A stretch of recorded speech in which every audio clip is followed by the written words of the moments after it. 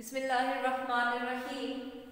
अस्सलामुअलैकुम बच्चों, उम्मीद है आप सब खैरियत से होंगे। आज के लेक्चर का आगाज करते हैं। हम चैप्टर नंबर 19 पढ़े, इसका नाम है ग्रोथ एंड डेवलपमेंट।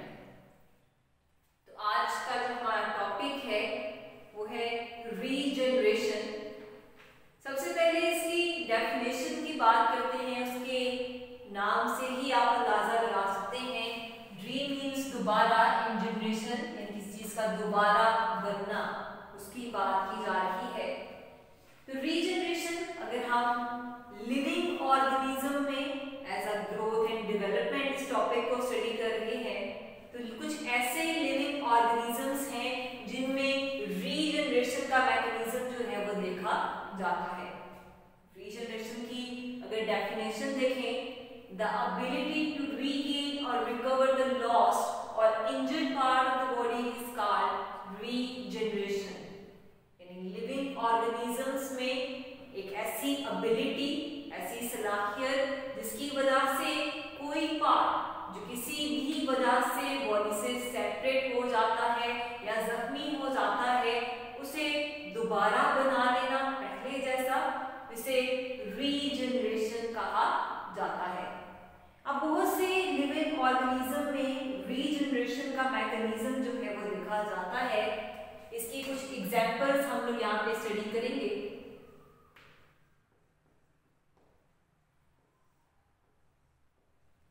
सबसे फर्स्ट एग्जांपल जो हमारे पास आ जाती है वो है स्पॉन्जेस।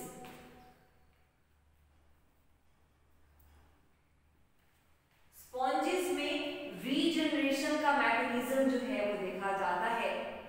इसमें कोई भी पार्ट बॉडी से अगर अलग हो जाता है तो वो एक छोटा सा पीस भी ग्रो करके एक नया कंप्लीट स्पॉन्ज जो है वो तैयार कर सकता है।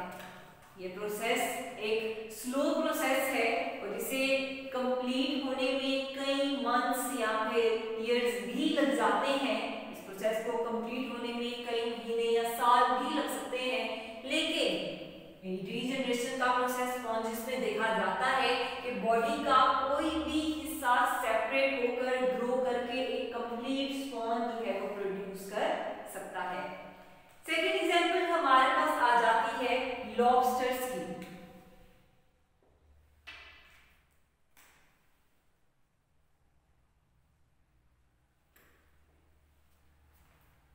लॉबस्टर्स में भी जो है ये कंडीशन देखी जाती है कि उसके जो पिंचिंग क्लॉज हैं, ठीक है, उसके जो आगे से क्लॉज हैं, अगर वो सेपरेट हो जाएं तो उसे दोबारा रीजनरेट करने की एबिलिटी जो है वो लॉबस्टर्स में पाई जाती है। थर्ड एग्जांपल जो हमारे पास आ जाती है यहाँ पर वो है स्टारफिश की।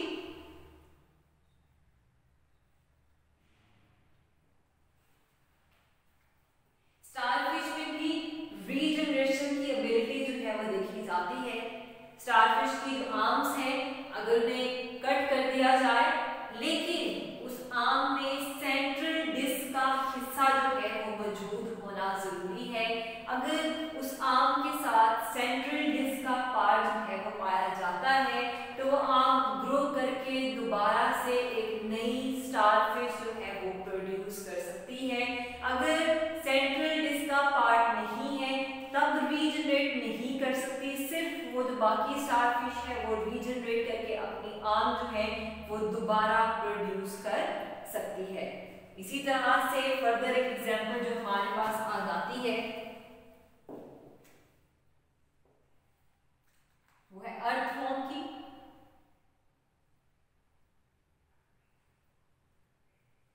अर्थवॉर्म में भी रीजनरेशन की एबिलिटी जो है वो पाई जाती है। अर्थवॉर्म का अगर इवन हेड जो है, सर जो है वो भी रिमूव कर दिया जाए तो अर्थवॉर्म में एक नया हेड जो है वो प्रोड्यूस किया जा सकता है। उसके अलावा लिम्स की रीजनरेशन की एबिलिटी सैलमेंडर्स में देखी जाती है। फर्दर आपकी जो एग्जांपल है सैलमेंडर्स में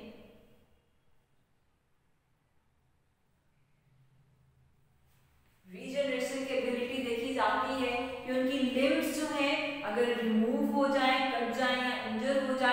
उसे दोबारा से रीजनरेट जो है वो किया जा सकता है।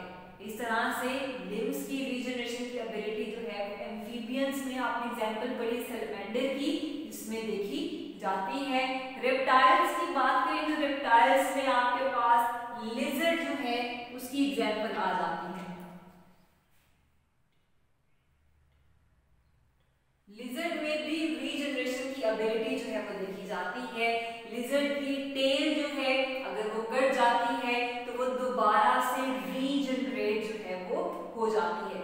इस तरह से हायर एनिमल्स की अगर बात करें, ह्यूमंस की भी बात करें तो फ्रैक्चर या फिर किसी भी डैमेज की वजह से स्किन जो है अगर वो दोबारा रिपेयर होती है तो इसे भी रीजनरेशन की एग्जांपल में कंसीडर किया जाता है। प्लांट्स में भी रीजनरेशन की एबिलिटी पाई जाती है। जैसे प्लांट्स हैं उसमें कोई कट लग जाता है, ब्रांचेस हैं या स्टेम या लीफ जो है वो कट जाते हैं तो वो दोबारा से रीजनरेट जो है वो कर सकते हैं। या किसी एक प्लांट की स्टेम को आप कट करके जमीन में लगाते हैं तो उसे रीजनरेट करवा के एक नया प्लांट जो है वो प्रोड्यूस किया जा सकता है। जिस तरह से रीजनरेशन की एबिलिटी प्लांट्स में भी जो है वो देखी जाती है। अब रीजनरेशन का प्रोसेस जो है ये होता कैसे है, इस प्रोसेस की बात करें तो जिस तरह से एक एम्ब्रियो की डेवलपमेंट होती है, डिफरेंट सेल्स जो है जो पाए जाते हैं जो डेवलपमेंट में रोल प्ले करते हैं, इसी तरह से रीजनरेशन में भी वही सारे चेंजेस देखे जाते हैं जो कि एक एम्ब्रियोलॉजिकल प्रोसेस में देखे जाते हैं। जैसे एक एम्ब्रियो की डेवलपमेंट है, एम्ब्रियो की डेवलपमेंट से कंप्लीट ऑर्गेनिज्म की फॉर्मेशन देखी जाती है, वैसे ही सभी चेंजेस रीजनरेशन में भी देखे जाते हैं। इसकी एग्जाम्पल हम लोग देखेंगे कि लिविंग ऑर्गेनिज्म, जैसे कि आप लोगों ने बहुत सी एग्जाम्पल्स पढ़ी जिनमें रीजनरेशन का मैकेनिज्म जो है वो देखा जाता है। तो इन लिविंग ऑर्गेनिज्म की बॉडी में कुछ ऐसे सेल्स पाए जाते हैं जिन्हें अनडिफरेंशिएटेड सेल्स कहा जाता है। इन लिविंग ऑर्गेनिजम्स की बॉडी में बहुत से ऐसे सेल्स पाए जाते हैं जिन्हें अनडिफरेंशिएटेड सेल्स कहा जाता है, यानी जिन्हें डिफरेंशिएट नहीं किया जा सकता कि इनका फंक्शन क्या है। तो उन सेल्स का फंक्शन क्या है कि जैसे ही रीजनरेशन का मैकेनिज्म स्टार्ट होना है वो सेल्स उस जगह पर मूव कर जाते हैं, वहाँ पे जाके डिफरेंशिएटेड सेल्स को रिमूव करते हैं, वहाँ पे अनडिफरेंशिएटेड सेल्स आते हैं और दोबारा से उनकी डिफरेंशिएशन की जाती है, उन्हें खास टिश्यूज में कन्वर्ट किया जाता है। एग्जाम्पल हम इसकी लेते हैं, फ्लैटवर्म्स हैं या प्लेनेरिया जिसकी एग्जाम्पल्स हैं। प्लेनेरिया की एग्जाम्पल अगर आप देखें तो प्लेनेरिया में कुछ अनस्पेशलाइज्ड सेल्स पाए जाते हैं जिन्हें नियोब्लास्ट कहा जाता है। प्लेनेरिया में अनस्पेशलाइज्ड सेल्स पाए जाते हैं जिन्हें नियोब्लास्ट कहा जाता है। बॉडी में हर वक्त पाए जाते हैं, मोबिलाइज्ड हैं, एक जगह से दूसरी जगह मूव कर सकते हैं। जहाँ पर भी बॉडी में फ्रैक्चर की कंडीशन देखी जाती है, बॉडी जहाँ से भी कट होती है उस जगह पर जो डिफरेंशिएटेड सेल्स हैं उन्हें रिप्लेस किया जाता है नियोब्लास्ट सेल से। नियोब्लास्ट सेल जाके वहाँ पे डिफरेंशिएटेड सेल्स को रिप्लेस करते हैं, जबकि नियोब्लास्ट जो हैं अनडिफरेंशिएटेड सेल्स हैं। रिप्लेसमेंट के बाद नियोब्लास्ट वहाँ पे फर्दर ग्रो करके डिफरेंशिएटेड सेल्स में कन्वर्ट होते हैं और प्रॉपर वही स्ट्रक्चर जो बॉडी से रिमूव हो चुका है उसकी दोबारा फॉर्मेशन में रोल प्ले करते हैं। लेकिन कुछ ऐसे ऑर्गेनिजम्स हैं जैसे कि सैलमेंडर्स हैं या फिर न्यूट्स हैं, उनमें स्पेशलाइज्ड टिश्यू सेल्स पाए जाते हैं जैसे कि स्टम्प सेल्स हैं या स्टम्प ऑफ एन एम्ब्रियोइड लिम्ब है, जिनका काम क्या है लेस स्पेशलाइज्ड सेल्स में कन्वर्ट होना और बाद में उनकी डिफरेंशिएशन होती है और जो भी बॉडी का ऑर्गन जो है लॉस हुआ है उसे दोबारा से तैयार कर लिया जाता है। बात वही हो गई कि अनडिफरेंशिएटेड सेल्स जो हैं सबसे पहले वो डिफरेंशिएटेड सेल्स की जगह पर जाते हैं, उन्हें वहाँ से रिमूव करते हैं और वहाँ पे रिमूव करने के बाद अपनी ही डिफरेंशिएशन करके वहाँ पे जो भी स्ट्रक्चर चाहिए, जो भी टिश्यू या ऑर्गन की फॉर्मेशन करनी है उसकी फॉर्मेशन करवा के बॉडी में रीजनरेशन का मैकेनिज्म जो है उसे कंप्लीट करते हैं। तो ये आपका आज का टॉपिक था जिसमें आपने रीजनरेशन के बारे में पढ़ा। यानी रीजनरेशन एक ऐसा प्रोसेस है, आप लिविंग ऑर्गेनिजम्स में कह सकते हैं ऐसी एबिलिटी जो है वो पाई जाती है, ऐसी सलाहियत लिविंग ऑर्गेनिज्म की जिसकी वजह से लिविंग ऑर्गेनिज्म अपना बॉडी का कोई भी ऐसा पार्ट जो कि वो खो चुके हैं किसी एक्सीडेंट की वजह से या किसी भी इंजरी की वजह से, या कोई बॉडी पार्ट सिर्फ इंजर्ड है, जख्मी है, तो उस बॉडी पार्ट को दोबारा से रिकवर करना या दोबारा से बनाना, ये एबिलिटी जो लिविंग ऑर्गेनिज्म में देखी जाती है उसे रीजनरेशन कहा जाता है। इसकी कुछ एग्जाम्पल्स आप लोगों ने पढ़ी।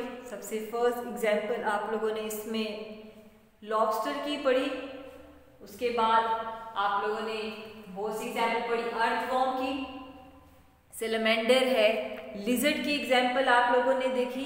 लिजर्ड की एग्जाम्पल के बाद आप लोगों ने स्टारफिश की एग्जाम्पल पढ़ी, स्पॉन्जेस की एग्जाम्पल आप लोगों ने देखी।